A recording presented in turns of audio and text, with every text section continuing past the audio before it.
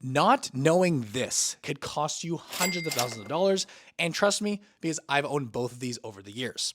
It's the difference between a mutual fund and an index fund. Now, they're very similar products, okay? I like to think of them as a basket of stocks or a basket of assets. However, a mutual fund is what we would consider actively managed, meaning with a mutual fund, there is a professional money manager assigned or associated with this fund with the goal of tinkering around, adjusting the fund, often with the objective of outperforming the market. Meanwhile, an index fund is what we would consider passively managed, meaning an index fund's job is simply to passively track an index.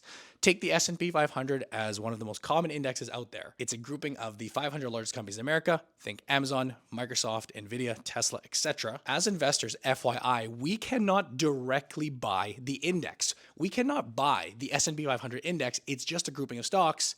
But what we can buy is a fund, pop a couple examples up for you guys, that tracks or mirrors that index. Now you may be thinking, what of course is the big deal? What's the problem? Well, the issue at hand is that mutual funds, because they are actively managed and there is a portfolio or professional money manager involved with this account, the average fee that we'd come across on a mutual fund here in Canada sits around 2.23% per year. If you invest at a bank, at an investment firm, with a financial advisor, there's a high likelihood that your money is parked in a product such as this. Meanwhile, for an index fund whose job is to simply track the market, there's not a big element of active management. You will find fees as low as 0.06%, a fraction of what you would pay with a product like this. Now, are these numbers that meaningful to you?